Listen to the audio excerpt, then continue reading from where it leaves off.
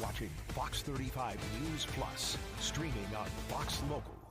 Well, good morning to you and welcome into Fox 35 News Plus. I'm Garrett Wymer and thanks for joining us on this Monday morning live on Fox Local, fox35orlando.com, and also on YouTube. Hope you had a great weekend. It was a beautiful Sunday out there. Hopefully you were able to make the most of that. I know I spent a lot of time outside yesterday just trying to soak up the nice day and really not too high of temperatures either. We're going to talk with Fox 35 Storm Team meteorologist Brooks Garner in just a few minutes about how that is going to be changing. We won't have quite as nice a days as we had yesterday, but then again, it is summer here in Florida. We also are going to speak around 11:30 with the Victoria's Voice Foundation. This was a foundation that was started by Jackie Siegel and the late David Siegel, the founder of Westgate Resorts, after the death of their daughter. Later this week is National Naloxone Awareness Day, and advocates are preparing for that, wanting people to know about that and trying to get the word out about that. So we're going to be speaking with them coming up in about half an hour. We're also going to hear from the Attorney General James Uthmeier, who was in Tampa just a few minutes ago, wrapped up just a few minutes ago, I should say, as he and law enforcement officers, including the sheriff in Hillsborough County there, also Brevard County Sheriff Wayne Ivey, talking about a senior citizen scam ring that was busted. They had been investigators working to bust this scam where these scammers were really trying to take advantage of senior citizens across the state of Florida, scammed more than $13 million from Florida seniors. But that ring has been busted. We'll have the details coming up in just a little bit. Governor Ron DeSantis just wrapped up speaking just probably 2 or 3 minutes ago. He was in Sarasota and signed an anti-squatting bill into law. We will have more on that as well coming up in just a little bit. But we begin this morning with a wild story right here out of Central Florida, where we are hearing exclusively from 2 motorcyclists who were thrown off their bikes over the weekend after hitting an alligator in the lanes of Interstate 4. Fox 35's Morgan Parrish has the story. Very unusual, scary, something that you definitely don't see every day, especially not on I-4. Fortunately, those bikers, they were okay. They're on the road to recovery, but they were thrown off their bikes. They were flipped over, and right now they are in good spirits. FHP says that this actually happened right at mile marker 110 in Orange City, but I want you guys to take a look at this video. This was a 6-foot gator that was on I-4. Again, very unusual, something that you don't see often. We know that Cameron Gilmore hit it first, and then Brandy Gross, she was riding right behind him. They were actually all riding with a big group of bikers, and she actually hit the gator right after Cameron. Now, like I said, the impact from hitting that gator threw them both off their bikes, and Cameron, he now has a broken foot and toes, and Brandy suffered a concussion, and the bone on the side of her wrist is cracked. But again, those were that was all of their injuries, and they are okay. But take a listen to the moment after it happened. I was actually a Gators fan before this, and I was telling my mom, because my family's always been divided, I said I might end up going Noles. I don't really care for Gators too much now. And FWC says that they did capture the injured gator. We don't know if it survived or not, but again, both Brandy and Cameron, they are doing okay. Hopefully nobody sees any more gators, at least on I-4 anytime soon. And again, we do know that they both had on all of their gear. So they had on their helmets, their elbow pads, and they say they believe that's the reason why they're safe and okay. Guys, I'll send it back to you. Yeah, thankfully they had those helmets on. A scary situation certainly could have been a lot worse. Wouldn't blame her for cheering for the Noles from now on. Also in Volusia County as well, a deputy resigning after being arrested over the weekend while off duty. As Fox 35's Matt Trezza reports, that deputy accused of riding around with a fake tag on their motorcycle. Check that out. Not only was this former deputy driving around with a fake license plate, the license plate also allegedly read, "Chase me." This is body cam video showing 26-year-old Erica Muzzie's arrest. Deputies stopped her on I-4 for the fake license plate. We're told this all happened after an earlier incident in Deltona in which Muzzie is accused of arguing with a deputy who stopped another motorcyclist. According to the sheriff's office, in addition to Muzzie's arrest last night, they're also investigating a social media account associated with her that they say displays reckless stunt riding on public roads. Muzzie had been with the Volusia County Sheriff's Office since 2021. She's being charged for the counterfeit plate and has since bonded out of jail. In DeLand, Matt Trezza, Fox 35 News. A mystery man being credited with helping a woman out of a burning home. This fire started around 11 o'clock yesterday morning, and the woman, who's the owner of Maxine's on Shine, actually says she is thankful for the kindness of strangers and trying to track down the person who helped potentially save her life.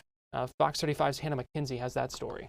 All of a sudden, there was someone bashing at my door, like a panic. I opened the door and he goes, "Your house is on fire." The flames were already like 20 feet high. When every second counted, a mystery man helped Maxine Earhart grab her prized possessions from inside her South Lakewood Drive home. He picked up the entire dresser and we ran down the hallway with the dog and we ran out the door, and then he put everything in the front yard. He threw my stuff over here. And then he disappeared. I don't even know who he is. He's gone. Her nameless knight in shining armor, alerting her to a fire that fire crews say started in her shed, where paint and chemicals were being stored. The flames quickly spreading to hers and her neighbor's home after a small explosion. All it takes is one little spark or one little ember to create these situations where you have a fire that's out of control. Lieutenant Dave Williams says 30 Seminole County firefighters responded. It's not technically within their jurisdiction, but Maitland is part of their first response agreement, and crews arrived within minutes. J.P. Caraway called them. I looked outside my kitchen window and I saw the flames were really high in between the two houses. So that's when I knew there was obviously a massive problem. We have a tight-knit community. We all look out for each other. Amid the black smoke and scorching flames, Caraway, her neighbors, and that one unidentified Good Samaritan made sure everyone and their pets got out of this fire alive. My heart is racing. I'm feeling sad, and I'm feeling grateful, though, that I have such great neighbors. Hannah McKenzie, Fox 35 News. Yeah, devastating damage there. Terrifying situation. Thankfully, just very glad that person, whoever it was, able to let her know about that fire and get them to safety. Well, we're going to take a break here on Fox 35 News Plus. As we do so, leave you with a view of downtown Orlando on this Monday morning. Keep it right here. We have much more to come. We'll be right back here on Fox Local and on YouTube.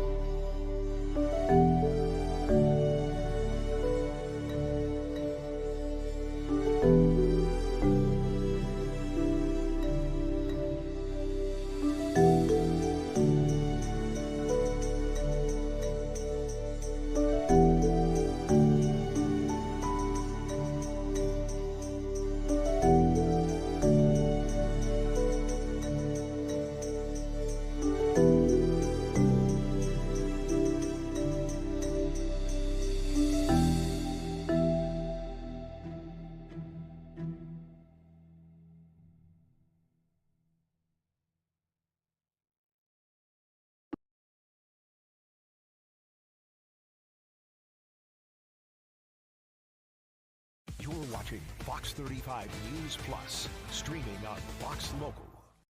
Welcome back into Fox 35 News Plus. I'm Garrett Wymer, and thanks for joining us on this Monday morning, live on Fox Local and on YouTube. Governor Ron DeSantis was in Sarasota this morning, signing an anti-squatting bill into law. I want to take you to that signing ceremony and news conference from just a little bit ago at the Westin Sarasota. So we're going to sign, so whoever wants to come up, you can come up and we'll make it official.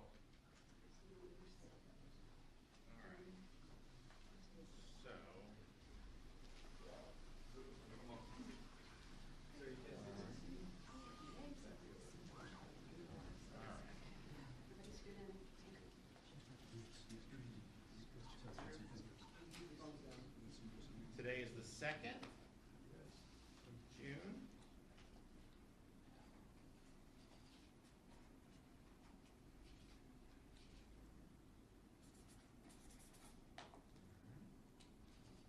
And then this is the hotel.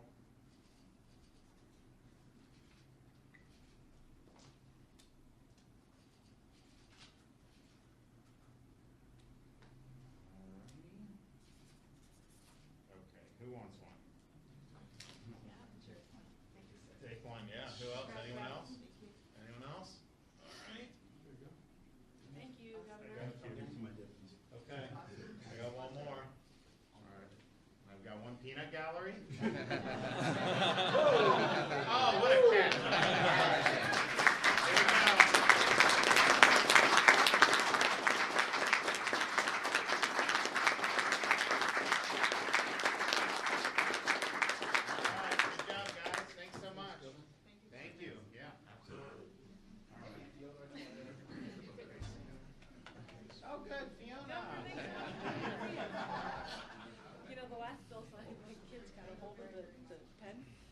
Children, and this is a sharp. I know. Well, that's why we have the one I threw is not permanent.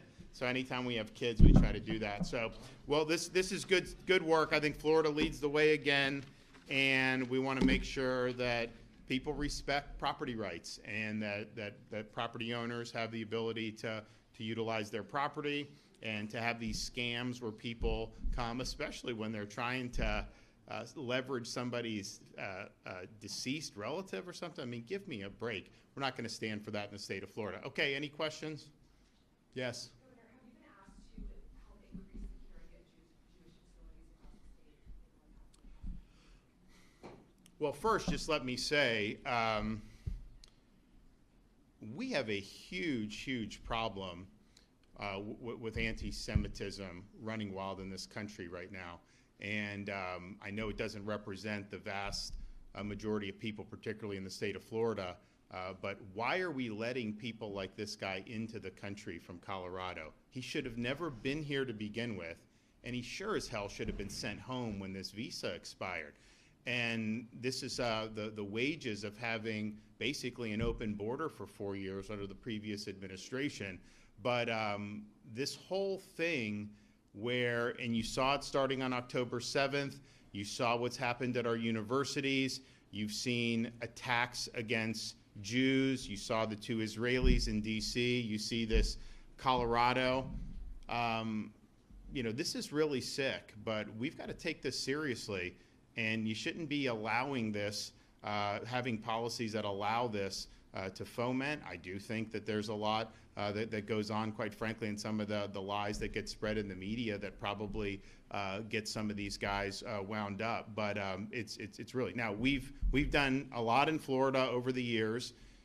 This is nothing new for us to be responding. When October 7th happened, we were rescuing Americans out of Israel. We did that before Biden even did it, and he was the president of the United States. So we have done security for Jewish day schools.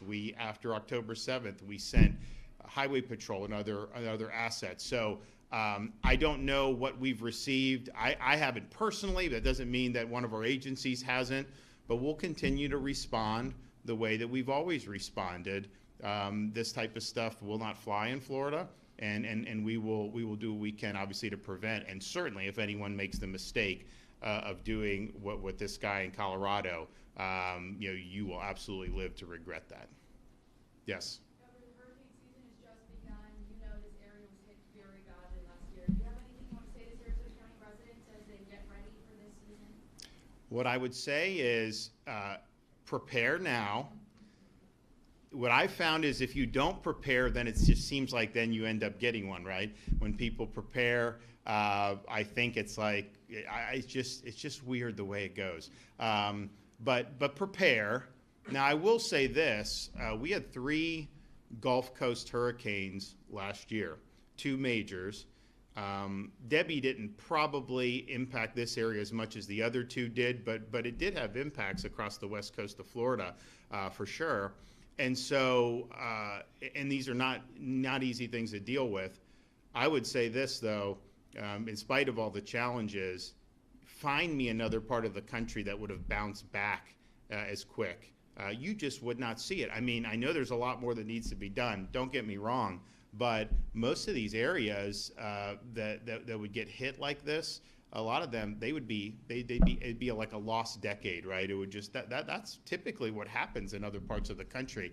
So I think that Floridians take this stuff seriously, and they respond. And look, we do stuff at the state level, the local folks do stuff leading up to it to prepare any search and rescue, and then working to get the power on, the debris, all that stuff.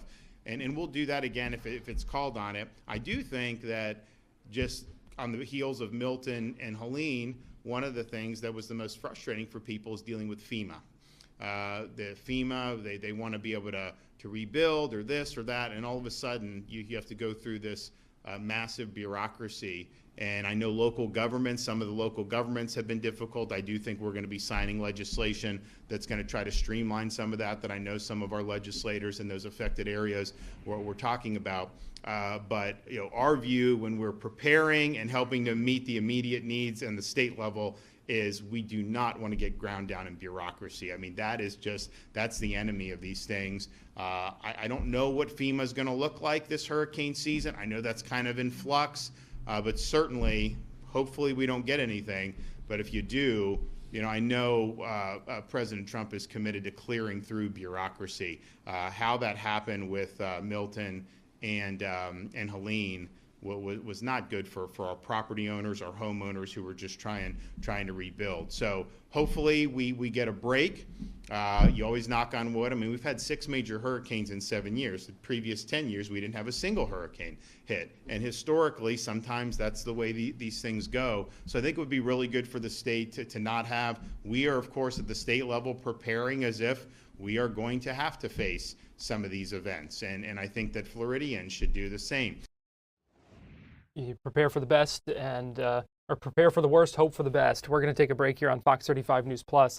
We'll be right back.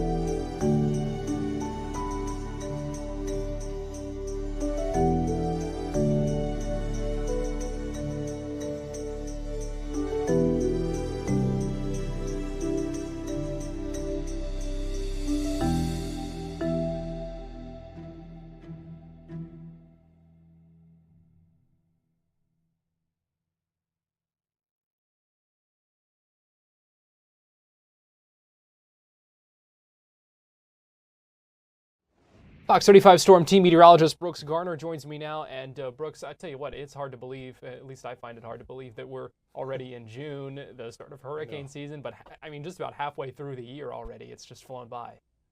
It's incredible. It's absolutely incredible how time flies. But you know what they say, time flies if you're having fun. And I know you love what you do, so time flies even faster. I feel the same way. But here we are into June. I can't believe it either, but we've got a front moving in. I can believe that. It's another warm front. It's going to bring in heat, humidity, and storms. So this was the front that came through Saturday as a cold front from North Florida, came all the way down to Miami, stalled out. Now it's coming back at us as a warm front. So it's like the gift that keeps on giving and the storms that keep on forming. So this is going to be ours this afternoon from especially Sanford and Anacoe, which is near kind of Lake Apopka, points south. So if you're in Ocala or Gainesville or anywhere up in North Florida, you're not going to have much rain today. But it's going to be quiet through probably 2 o'clock. At that point, we'll see clouds building and storms forming. By 3, it looks like they'll work up toward the attractions and even into Titusville. So make sure you keep an eye on the sky, right? If you see the clouds looming, especially to your west or southwest, and they're looking dark and start thundering, all that weather's coming your way. It looks like we're going to be into the weather at least through the evening, and there are some indications in some of the long-range models that it may start raining around, say, 5 or 6 in earnest, especially in Brevard County, and linger through much of the evening. So we'll see how this all sort of plays out, but some of the earlier computer models this morning were suggesting not only do we have a chance for a couple of severe thunderstorms, in fact, here in green, it's possible, not likely, but possible, but we may see a couple of inches of rain if it all pans out, especially south of Orlando. Otherwise, north of town where it stays dry, and Ocala and Gainesville, highs in the low 90s. And south of town, when the clouds roll in from the south, it'll be a little cooler, but steamy. So the humidity making up for the lack of heat, if you will. It's still going to be hot and sweaty. 89 in Kissimmee, 88 in Winter Haven, and 89 degrees in St. Cloud. The storm chances remain high all week long, and areas that didn't get it today will get it tomorrow. Now, you may notice the smoke in the sky. There's kind of a light haze. It's amazing to consider. This is coming from Manitoba, Canada. Speaking of news that's hard to believe, that seems to be the theme today. This smoke is blowing more than 2,000 miles from that prairie province in the middle of Canada, and it's working especially into North Florida.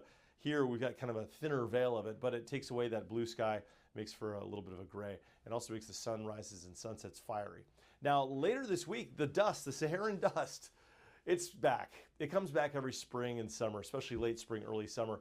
This is a big plume of dust, goes all the way back to the Sahara Desert, the dark brown indicating the thicker plume, and it shows up literally as a haze in the sky where it looks like there's a fire nearby, but instead of it being smoke, it's little particles of dust that you can inhale, and it becomes kind of gritty in the lungs. I mean, if you're even if you're healthy, if you're a long distance runner, I would probably make sure you check the AQI, the air quality index, before you head out for particulates, as they're called, little particles, particulates, Thursday, Friday, Saturday, late this week, because it could be a cumulatively unhealthy experience. If you're a healthy person, you're out and about just running errands, you're going to be fine.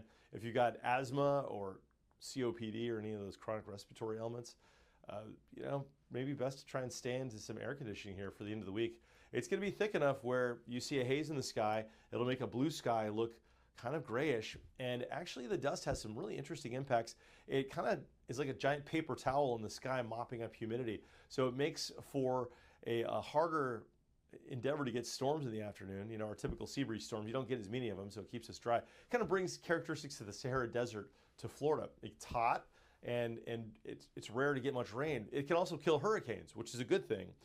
Let's get more on it. This is what it kind of looks like. You can see this picture here in the background where there's a little bit of a haze. It can impact tropical activity, keeping it tamped down, creates unique sunrises and sunsets. Actually makes the sun look a little bit like milky, almost like white. It's kind of a weird thing. It's not like smoke where it makes it orange and red.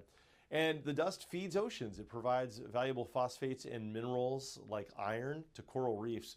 But on the flip side, it can feed the oceans too much and cause algae blooms, which enhances red tide, because red tide is just a toxic algae.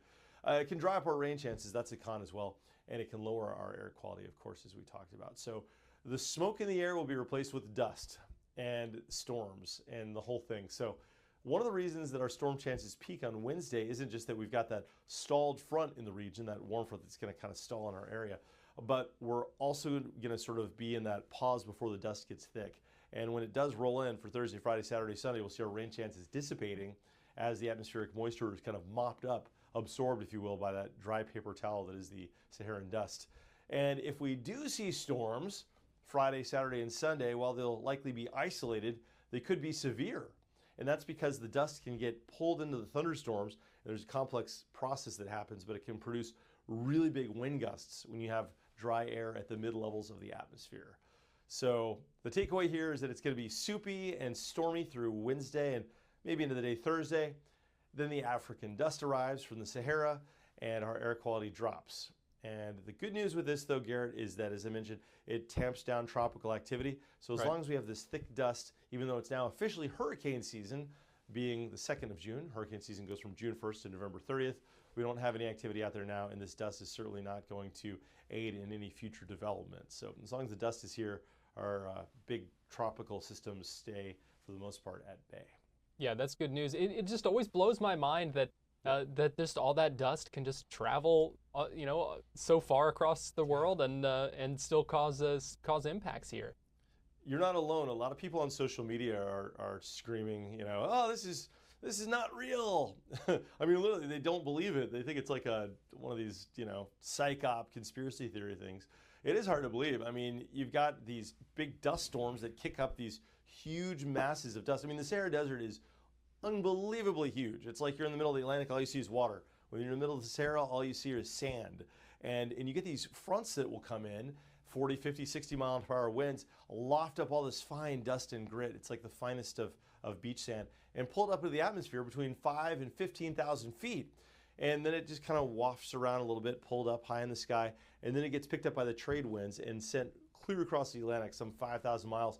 And it's nothing new. I mean, this is a process that's been going on for tens of millions of years, maybe more than 100 million years, as long as there's been the Sahara Desert, which it's believed to have been there for about 65, 70 million years, and as long as there's been the Atlantic Ocean. In fact, if you track coral reef growth in the Florida Keys, for instance, without that daily, or I should say without that annual dose of iron minerals and phosphates from the Saharan dust, the coral would not be as prolific, it would not be as widespread or as healthy. So it's kind of like sprinkling fish food on the coral reefs to get that dust. It just comes at the cost of the respiratory issues.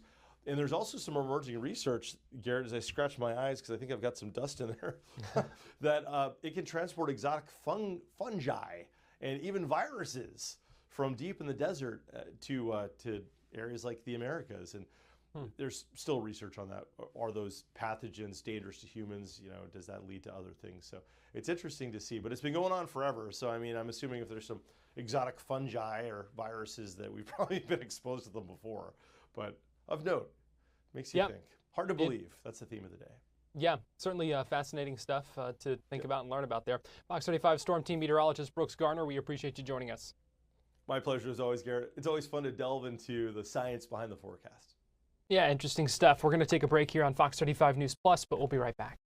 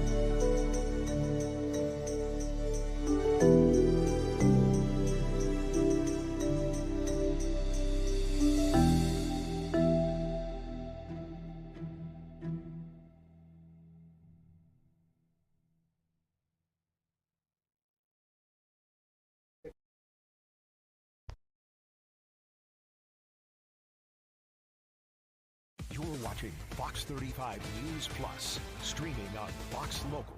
Well, good morning to you and welcome back into Fox 35 News Plus. I'm Garrett Wymer and thanks for joining us live on Fox Local and on YouTube. Friday marks National Naloxone Awareness Day. Naloxone is the medication that is often used to reverse overdoses. The Awareness Day was launched a couple of years ago, back in 2023, by the Victoria's Voice Foundation and lawmakers. The Victoria's Voice Foundation was established by David and Jackie Siegel, who you probably know well here in our area of Central Florida. The late David Siegel, of course, the founder of Westgate Resorts. They lost their daughter to an accidental drug overdose back in 2015. So this year's 10 years since that happened. But the organization, the foundation, working hard in a number of ways. And with this upcoming National Naloxone Awareness Day, we are joined now by Leah Shepard, who is the Executive Director of the Victoria's Voice Foundation. And Leah, really appreciate you joining us this morning here on Fox 35 News Plus. Good morning, Garrett. Thanks so much for having us. We appreciate the opportunity. National Naloxone Awareness Day coming up this coming Friday. If you could just talk to us about why that is so important to have an awareness day focused on that. Sure. You know, there's no shortage of awareness days. Every day of the year is earmarked for something. And in doing this work, there's a lot of focus on the problem. There's National Overdose Awareness Day. There's National Fentanyl Awareness Day. But there was not a day recognizing or honoring or bringing attention to the solution. And naloxone is the solution. A lot of people don't realize that naloxone was approved by the FDA back in 1971.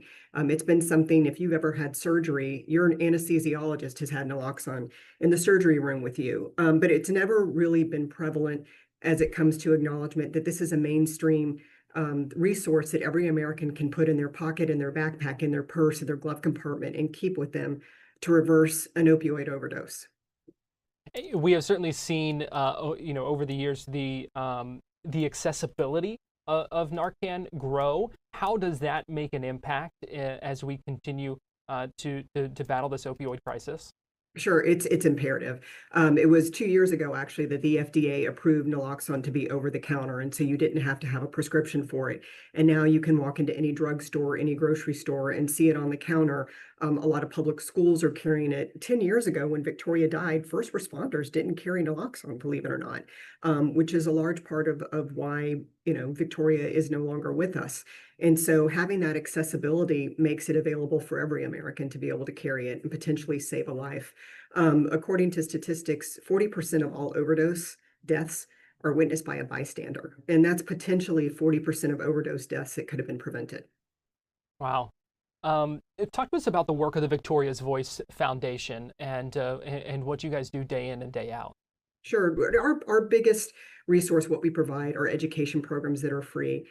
David and Jackie state that the 3 reasons that their daughter died are first and foremost that they missed the signs of their daughter's drug use and the intersection of her mental health issues and the substance use that she was doing to kind of really move away from her mental health problems that she was dealing with. The second reason they say is that the first responders did not have Narcan. And that the third reason is that their daughter didn't have the coping skills that teens need to deal with the pressures of today's youth.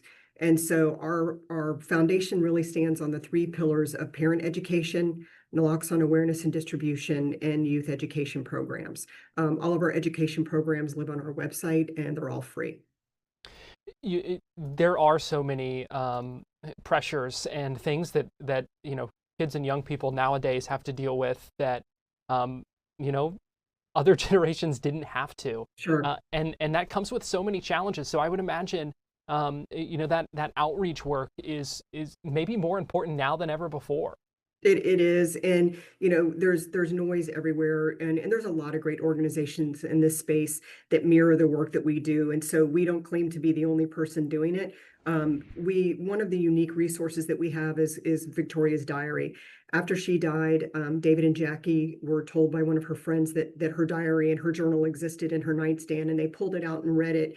And that was really when they got an eye-opening of what was going on in the day-to-day life of their daughter. And they saw her spiral and her decline in those pages. And they made the brave decision to publish that diary.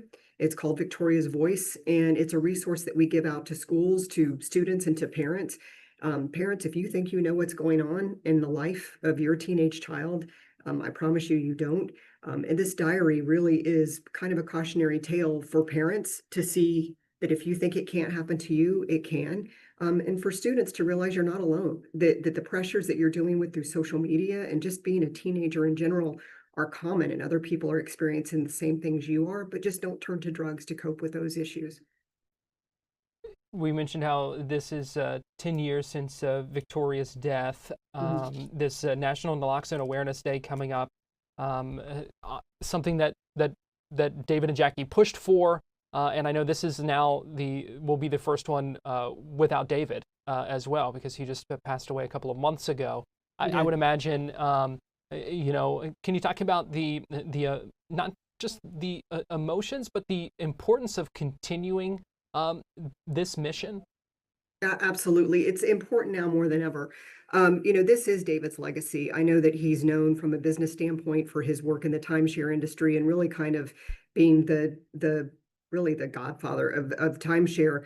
But the work he did with Victoria's Voice in this foundation was his most important work and is without question his legacy. And Jackie and the Siegel family, Victoria's siblings, will continue to carry on this legacy and continue to see to that this foundation doesn't end its work. It's more important now than ever. The encouraging news that came out from the CDC is overdose deaths are down 27% from 2023 to 2024. But 80,000 people dying in 1 year of drug overdose is still too many. And David's legacy will continue on. But it is bittersweet. There will be an empty chair at our ceremony at the resolution reading this year in DC. But his legacy lives on in the most positive way possible through this foundation. How can people show support? How can people get involved ahead of this Awareness Day on Friday? Well, it's free and it's easy. We're encouraging people on June 6th to wear purple. If you can light up your home or your building purple, we have over 125 landmarks and buildings across the country, including state capitals, the Niagara Falls, a lot of bridges, the San Diego Convention Center, literally from one end of the country to the other, that are lighting up purple. The Kia Center in downtown Orlando is going to light up purple along with Lake Eola. So you'll see these areas, these businesses around town lit up purple. And if you don't have it, carry Naloxone. I promise you, you may not think that someone in your family, that it's going to impact them, but it might be a kid in the backseat of your car that you're bringing home from school. We just encourage everyone to carry Naloxone and wear purple this Friday. Seeing that show of support and solidarity and unity, seeing all that purple across the country, what does that mean to you? It's really, really meaningful. It means that people are listening. It means that it matters to them. And more than anything, it probably means that somewhere in their life, they've been impacted. We've talked about internally here at the foundation that it's always been cancer, that every family knows somebody that's been impacted, or you personally have been impacted by cancer. But regretfully now, it's drug overdose and it's opioid use, that there's almost not a single American in this country that doesn't know someone who's been impacted or hasn't had a personal family member die from a drug overdose. It's just really meaningful to see people pay attention and participate. Leah, what's the bottom line here? What's your message to folks when they see this? That your family can be impacted by drug overdose. Even if you think it can't happen to you, it can. Notice the signs, pay attention, have conversations with your children, and just be aware that the dangers of drugs are out there. Leah Shepard, Executive Director of Victoria's Voice Foundation. Really appreciate you joining us here on Fox 35 News Plus. Thanks so much, Garrett. Thanks for having us. We're going to take a break and we'll be right back after this.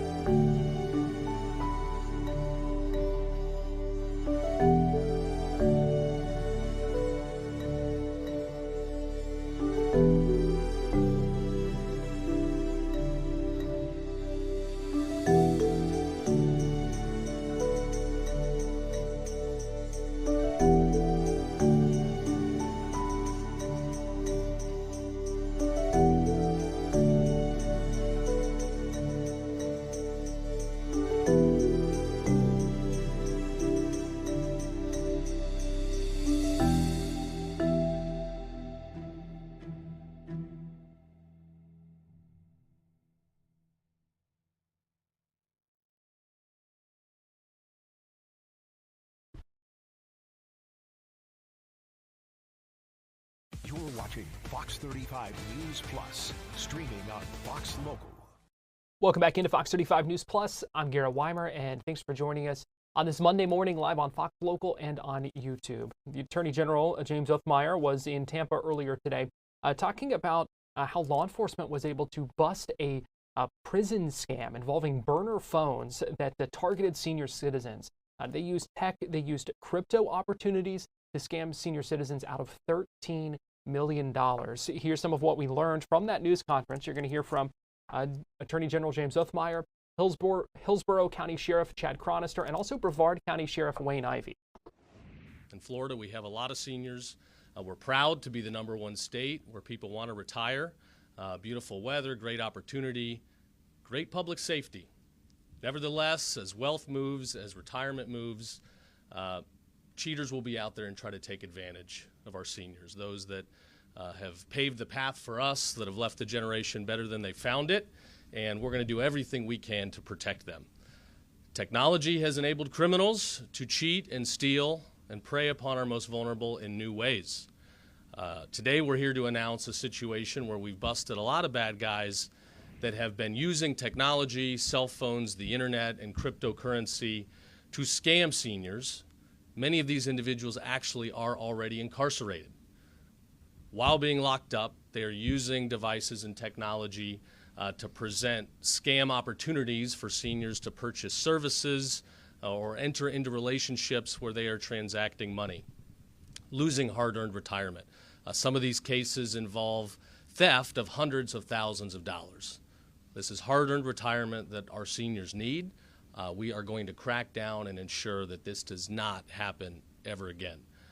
It's happening across the state. I'll let the sheriffs talk a little bit about examples in other jurisdictions, but this is another example of law enforcement being coordinated, working together, working hard to make sure that we are using every resource we have, every technological asset we have to protect our seniors and hold these people accountable. We always say that, bad guys, you're not going to be able to run and hide. We will find you. In this case, it's very easy because we know exactly where they are. So they're not going anywhere. They cannot run and hide. Charges will likely be forthcoming soon, and we'll continue to make sure that we are keeping this state safe as long as we can. When we found out about these incidents happening, many cases across multiple counties, we worked with Secretary Dixon and his team. Last week, they did a surprise, massive wide sweep of inspections across the state. I'll let him talk in more detail, but we were able to confiscate dozens and dozens of devices. It's getting easier and easier with drones and technology for these things to get smuggled in, but we're going to be cracking down. We're going to be working with him, make sure he's got the resources he needs to ensure that our prisons are locked down. You are not going to be able to continue criminal activity from prison. And I know there's a lot of people out there that want us to be more lenient, less tough on crime. I think by now I'm not one of those people. And if this is any indication whatsoever, a lot of these bad guys, they need to stay locked away for a long time. Despicable, repulsive, abhorrent. Just a few words I can use to describe those individuals who target and prey on our seniors. They use deception, fear, intimidation, whatever it takes to exploit the good nature and big hearts that our seniors have. Our seniors, those who have sacrificed their whole life to earn the opportunity at retirement. Our seniors, where every cent counts because they're on a fixed income. Our seniors who are being taken advantage of. Our seniors where there's no room for error when it comes to balancing your checkbook. Our case, just as the general alluded to, is equally as egregious. Our victim is a 92-year-old male who was robbed of over $800,000 during a 2-year period. And our offender, one of a few, was locked up in state prison as he accomplished this crime. I would love to say more, but I don't think it'll be too long before I'm back in front of the cameras. I have our group of detectives and deputy who are heavily involved in this case. And the latest update I got is there's more individuals, and it's even more egregious than we originally anticipated. So I can't wait to stand here and again be able to announce even more individuals that are going to be held accountable and responsible for our 92-year-old victim who lost his entire life savings. Where does he go from here? What happens now? Please make sure you're keeping a watchful eye on your financial resources. Trust no one. Make sure that the person on that phone is a trusted, noteworthy person from a financial institution. Give your bank account information to no one. To those out serving as guardians for our seniors, make sure that you're also keeping that watchful eye over your parents' finances. It's okay to be a little intrusive, to make sure that someone's not taking advantage of them. And at the same time, thank you, General, for being here to send a loud and resounding message that if you take advantage and you want to victimize anyone in our Florida community, you will feel the full weight of the criminal justice system. Like my fellow sheriff, Chronister, I want to thank our general first and foremost, and his staff, his team at the statewide prosecutor, all of them for putting the emphasis on this. You know, I spent 20 years working with the Florida Department of Law Enforcement as a special agent with them. And I can go back to 1993 when we were seeing inmates in Florida prisons that were committing identity theft, credit card fraud.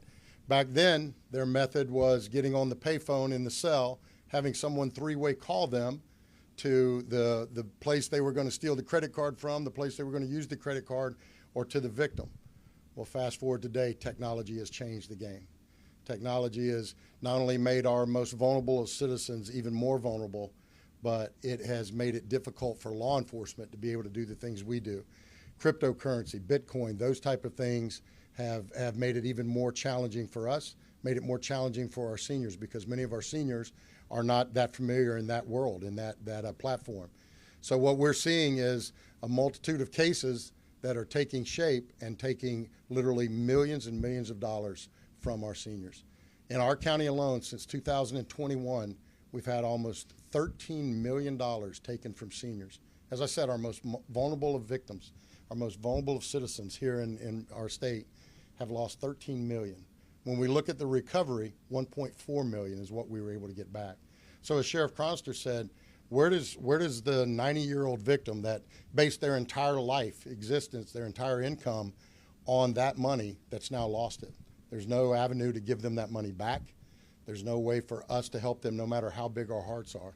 So the way we have to help them is by doing everything we can to prevent it. Education and awareness campaigns, today is about not only what we've been able to do to arrest the perpetrators that have done it, but also bringing education and awareness to the table that our seniors are frequently, in fact, most frequently targeted, that our seniors need to understand that the best thing they can do is let their voicemail and their answer machine be their filter. Don't let anybody get your information. Those are the things that we're trying to bring to light. And when you look at, in one of our cases, in one of the very first cases where through the statewide prosecutor's office, we were able to seize cryptocurrency, our victim lost $220,000. That was everything our victim had. We were fortunate. We were able to recover that money and some additional victims' money that came to light as part of our investigation. But that's not always the case. In fact, most frequently it's not the case. Our victims are out their money. So our message today is to, first and foremost, to the criminals. If you're going to do this type of activity, I highly recommend you do it somewhere other than the state of Florida, because our Attorney General, our Florida Department of Law Enforcement, our statewide prosecutor's office, our DOC, our local and state partners are all working together to either lock your butt up for the first time or make sure your butt stays locked up for the rest of the time that you're on this planet. If you're going to target seniors, that's exactly where you need to be. It schemed $13 million from Florida seniors. They were only able to recover about $1.4 million of that. So in most of those cases, they said there really was no way to return the money to those victims. And you heard them talk about a 92-year-old man who lost his life savings. We're going to take a break here on Fox 35 News Plus, but we'll be right back.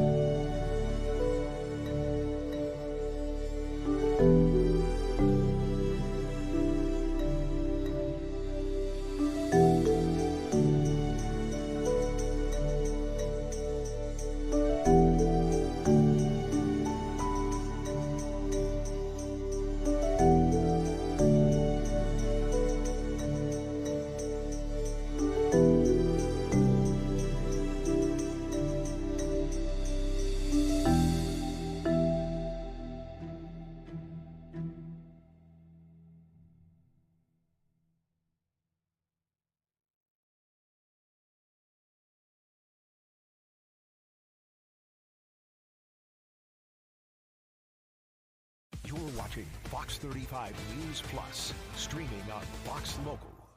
Fun event in Lake Nona over the weekend as Tampa Bay Buccaneers running back Rashad White hosted a youth football camp alongside some other NFL veterans as well. Fox 35's Matt Trezza was there and spoke with them. So tell me, what are you doing here today?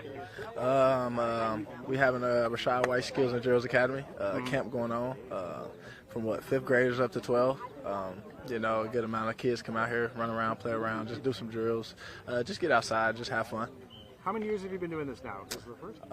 Yeah, I mean, I did a camp before, things like that, but like this, the first Rashad White Skills and Drills actual camp. So glad to start it off here in Orlando. Why did you want to do this? I'm just huge on giving back. I just remember being in them kids' shoes and wanted somebody I look up to or a player to be able to come back and, you know, do something for me, be around. Just be out there when we're outside having fun and learning from them. So I think this is huge. All the kids out here that play football, that look up to guys that, you know, they got different teams, of course, everywhere that play football here, though. It'd be great for a football player to come back here and, you know, throw a camp and give back to these kids. Now, do you have history in Orlando? Are you from here? What's your connection? Why Orlando? I mean, just family here, but I mean, obviously, just being down the street in Tampa, just kind of wanted to do 2 camps in 2 different places. Do you do a camp out there also? Yeah, I mean, I'm doing the camp out in Lakeland next Saturday. Very good. What do you hope the kids get out of it? I think the biggest thing I hope they get out of this is just camaraderie with their peers, just a competitive nature, I think, and just being able to come out here and really enjoy themselves. I'm big on, you know, come out here, have fun, obviously learn, you know, pay attention to, you know, what the coaches are trying to teach you, but at the same time, just go out there, you know, show your personality, show your character, show who you are as a young man and coming up, and, yeah, just have fun. Very good. And what are the skills that you're hoping that they come away with?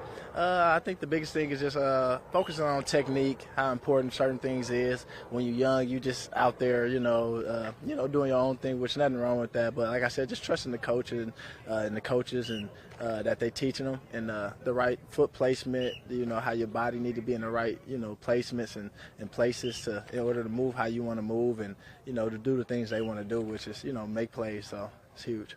Very good. That's everything that I wanted to ask. Is there anything else you want to tell me or let me know about this camp or about today? Nah, man, I just want to say I appreciate the city of Orlando, you know, for me, you know, accepting me, coming out. I appreciate these kids and their parents for coming out and enjoying this time with me. It's been an honor, so I'm grateful.